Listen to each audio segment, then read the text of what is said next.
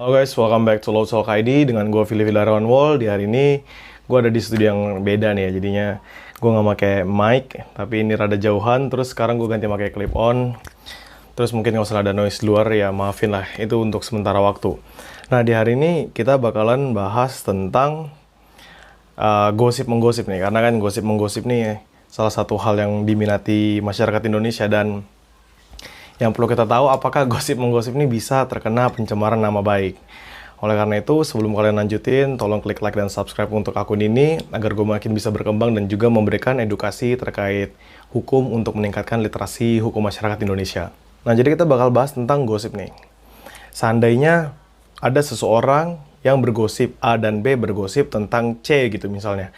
Dan di situ A dan B ini isi gosipnya adalah menjelek-jelekan C. Pertanyaannya adalah apakah mereka bisa dikenai pencemaran nama baik? Nah, kita bikin suatu kasus nih ya. A dan B temenan. Terus mereka jelekin C nih, karena C mungkin pelakor mungkin atau gimana, terserah lah, perusak hubungan orang atau brengsek, orang-orang brengsek lah, nggak tahu. Nah, mereka mulai nih berbicara tentang si C tadi. Nah, percakapan A dan B ini direkam oleh si D. Misalnya, D ini ternyata sahabatnya si C. Jadi pusing. Siapa aja sahabat-sahabatnya nih?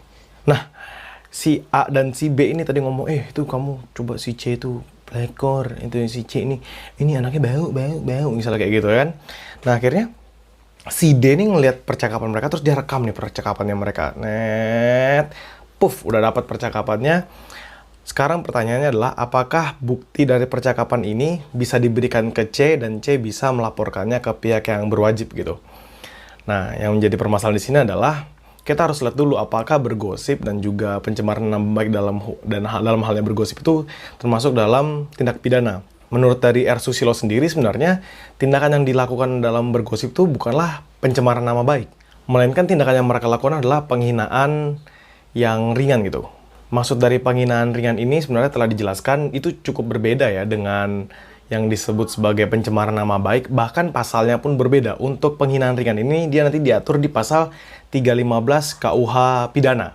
Gue sambil baca agar gue juga gampang untuk menjelaskannya. Tiap-tiap penghinaan dengan sengaja yang tidak bersifat pencemaran atau pencemaran tertulis yang dilakukan terhadap seseorang, baik di muka umum dengan lisan atau tulisan, maupun di muka orang itu sendiri dengan lisan atau perbuatan, atau dengan surat yang dikirimkan atau diterimakan kepadanya, diancam karena penghinaan ringan dengan pidana penjara paling lama 4 bulan 2 minggu, atau pidana denda paling banyak Rp4.500. Nah, di sini kita bisa ngelihat adanya requirement, adanya kualifikasi yang perlu dipahami. Kualifikasi pertama adalah saat apabila orang yang dihina tidak ada di tempatnya. Misalnya A dan B tadi membicarakan tentang C. Nah, di sini kan C tidak ada di tempatnya.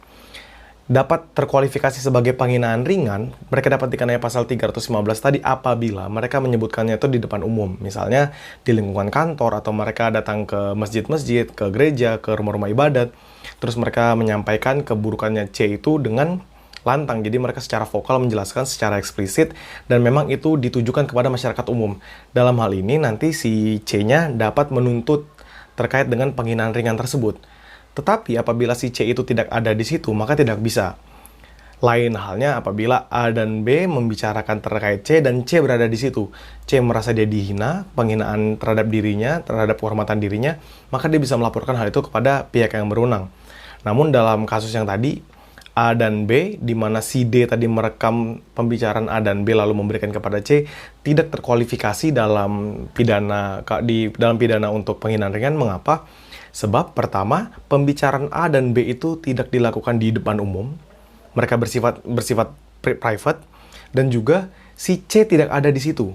Jadi, walaupun si D memberikan rekaman A dan B yang sedang membicarakan terkait C, buruk-buruknya dia yang berkonteks pencemaran, tetap tidak bisa dijatuhin tindak pidana kepada A dan B itu. Sehingga perlu dipahami adanya kualifikasi antara dua kualifikasi tadi. Yang pertama disebutkan di depan umum, baik lisan ataupun tulisan, seperti itu. Atau juga memang secara privat, A, B, dan C ada di suatu tempat yang sama. Dan juga apabila bentuknya surat tertulis, maka surat tertulis itu harus ditujukan kepada si C. Langsung ditujukan kepada si C, itu baru bisa. Apabila A dan B membahas C di lingkup yang berbeda, tulisannya mereka yang berbeda, misal di chat atau apapun, itu tidak bisa menjadi buktinya. Oleh karena itu, Ya be a good citizens lah in Indonesia. Just it. Jadi kalian jadi orang yang baik, kalian stop bergunjing. Kalau kalian suka bergunjing silakan, tapi bayangkan ya kalau di kalian suatu hari digunjingin orang lain. So that's all from me. Kalau misalnya kalian punya pertanyaan terkait masalah pergunjingan ini, menggosip di Indonesia, kalian bisa komen di bawah, dan juga see you on the next episode. Salam demokrasi.